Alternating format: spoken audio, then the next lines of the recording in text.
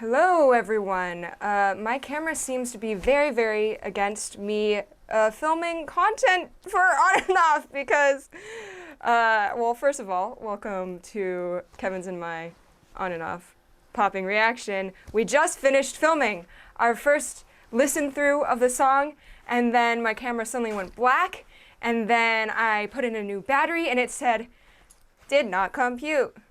Did not compute. We cannot recover the data. So, yeah, it's happened before, so maybe I'll take my camera in. Oh, but dang.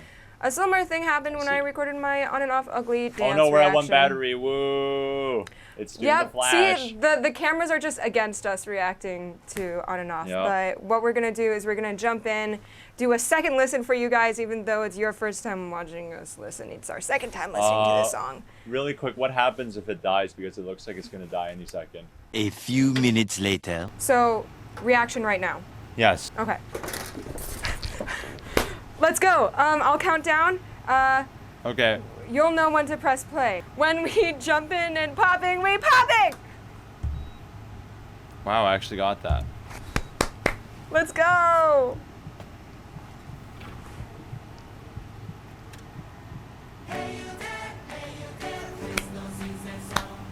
Please don't sing sad song.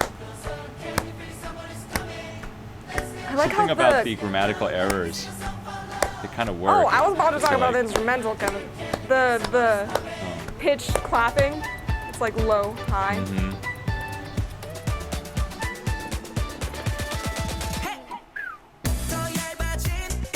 Oh.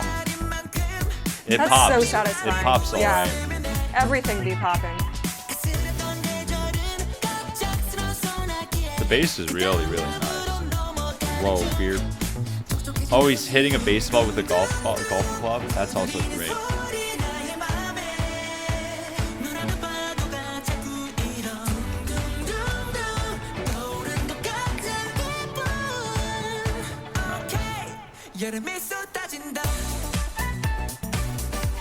Okay, so this is the chorus. Yes, I love how all the instrumental is communicating with each other rhythmically. I'll talk about it more later.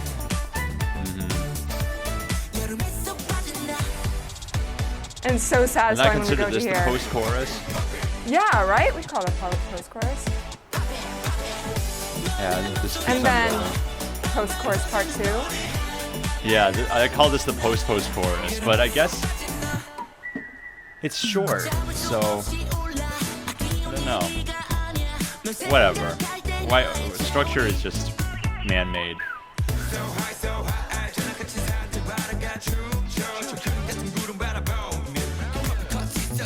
I like that the rapping is sometimes in pitch. Boy with love.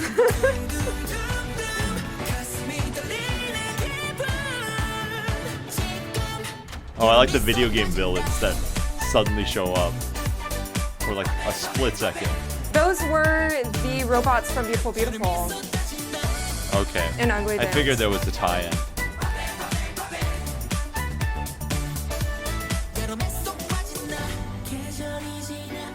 And was that water gun scene a reference to, you know, the saxophone song? Oh yeah. And they've got the barcode. Okay, modulation. What a cool keychain. They did a few things that were really weird.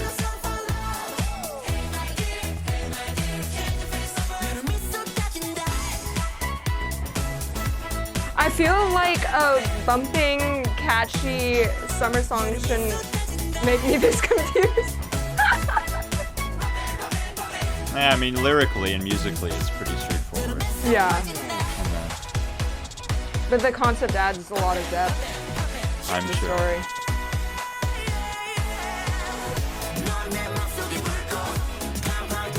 Yeah, no, the post-chorus, the length feels like a regular post-chorus, but because there's like a style change near the like halfway point, it feels like two different sections. Yeah.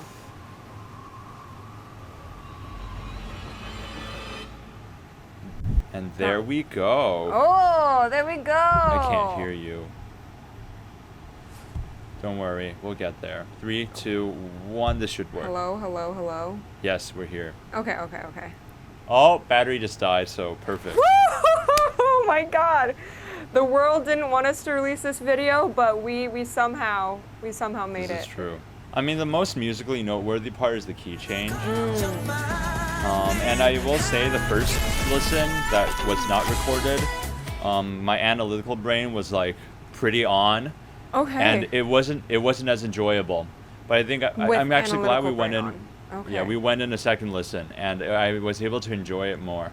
I still think most of the melody leaned a little towards the diatonic chord notes a little too much. Like the note when they do, please don't sing sad song. That's literally the root note. That's the G with the G major. And something about that was whenever you hit home, like root note in the middle of a phrase, you feel like you've ended.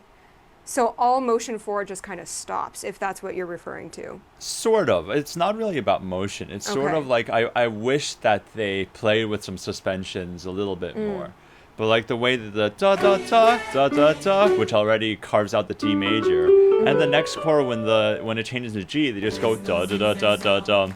You know, but it is very much on and off sound. I think they really like this type of, because Sean said that. You know, I'm sort of rephrasing it, and I totally get it. It's true, and I think it's actually very well produced. I like the production quite a bit. Yes, even I was for like about a to summer talk bop. about that. Yeah. I think you can go for it. Like you were starting to talk about, the melody travels perfectly within the key we're in, right? Within the scale, the melody hits those notes specifically and does not adventure anywhere else. That's why maybe it feels so refreshing and upbeat and cooling, and if you're listening to it in like on a hot summer day. Also the timbres help that, of course, and what I did love was how the instrumental kind of communicated with each other, because in the chorus I want to talk about, actually, let me get there. Okay, so we've got some almost 80-ish synth pads, like dun, dun, dun, dun, dun. There's quite a little bit of syncopation in this, while we've also got a lot of motion rhythmically going forward. A lot of subdivisions with the guitar part. The flute goes like da da da da da da da da, and there's a guitar just constantly going like and there's like and then it's synchronized with the flute part. And so I feel like the instrumental really, really knew what it was doing, and it was filling in all the gaps, and that's what kept the motion going forward, even if the melody just kind of like didn't have any, what Kevin mentioned before, it didn't have any suspensions or tension, release, tension, release. It was the rhythmic tension that had us going forward. And I also wonder if this is almost heartwarming or nostalgic to anyone in a way, because the pre-chorus is actually rhythmically similar to BTS's Boy With Love. Da da da da da da, boy with love, like, yeah. Da da da da da da da da da da. It's a totally different melody, but da da da da da da da da is a tie to Boy With Love. So I wonder if it gives anyone happiness because it kind of reminds them of something else, which is a composing technique. I like it, and you mentioned the instrumentation. I noticed some funk guitar just at a really brief section in the first verse. That was really cool. But yeah, there's a lot of coming in and out and creative instrument swapping sort of thing.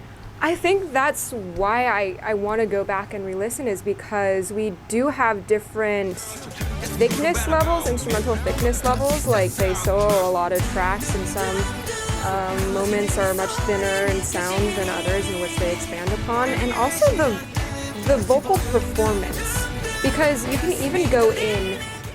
Am I frozen to you, Kevin? 5 minutes later. Oh, hi. Whoa. Okay. Hi. Then You're back. Hi. That was really interesting. I didn't want to like. Never mind. I loved how in the intro where they sang the chorus with very sparse instrumental and it was just voices, it sounded as if the mic was in the center and they had all of On and Off stand around in a circle, right, and sing together. But they probably did it individually, and then the mixing engineer just decided where to pan each voice, so you could literally hear every single person's timbre. Yeah, I think I really like On and Off when they know how to not only showcase the individual members' voices, but also how, just harmony. And when they mix vocal harmonies in a way where it sounds more raw, it sounds True. a bit, more with a bit more personality. And so less auto-tune and less compression, which I Yeah. really like. It was in the Beautiful song as well. I think that's why I like the pre-chorus so much. Even though I keep thinking, like, connecting it back to another song I've heard, their vocal delivery is just so amazing. And when you listen to each pre-chorus, you notice how different it is depending on which member is singing the pre-chorus. Yeah, it's just, in the end, it's so fun to listen to. Kevin's frozen again. Oh, we didn't even talk about the key change, so I wanted to quickly talk about Key it. change, yeah, let's talk about it. So I'm going to give you the spiel of the analysis. From what I heard from my 2 listens, it seems like, so they modulate from D to E, which is a whole step modulation. It happens. The only other song I can think about it is Dynamite. That song does it, but like the auto-tune after the modulation, the whole step modulation got a little noticeable in Dynamite. And the reason composers they prefer half-step modulations is because it's closer enough to the range of the singers, because they want a song that even when the original key is being played, it already sounds challenging enough for their vocal range, so that when it modulates, it becomes more of a surprise. This song works with the whole step modulation because they're not singing in their highest register. And I think that's a very smart move. Okay, yeah. This is more of a classical thing, but I feel like D major and E major are known to be brighter keys than, say, E flat major. E flat major has a bit more, it's a bit darker, but like it doesn't really matter in pop music. Like Vivaldi's Spring is in E major, for example. So it might contribute to the sunny vibes. And if the composer had perfect pitch, that could be a thing. But let's talk about how the modulation. They are classically trained. So what you're talking about is very possible. That is very possible. Yeah. So this key change. Yes. How was it done? Well, usually, right before modulating into a new key, we get a hint of the dominant of the new key. I wish my piano had a speaker. All right, so we're about to go to E major, which sounds like this. So the dominant of E major is B major. So it'll sound like we have this leading to that, to the new key. This song doesn't quite preview the dominant in the same way. What happens is a bunch of modulation, a bunch of chord changes happen, and then we hear the dominant very quickly, so which is B major chord. We hear B major chord, but then they move it down to A major, which almost is hinting like a plagal cadence, the church cadence, Amen.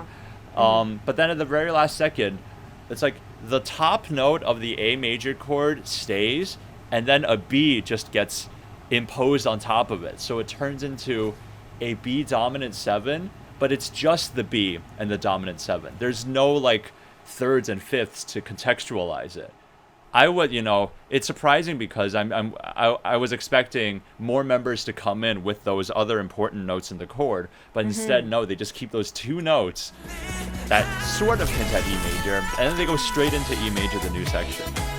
And it's actually very exhilarating, I think, especially because they preview the B major a few chords ago, but then they slide down, and then they sort of come back up, and then they land.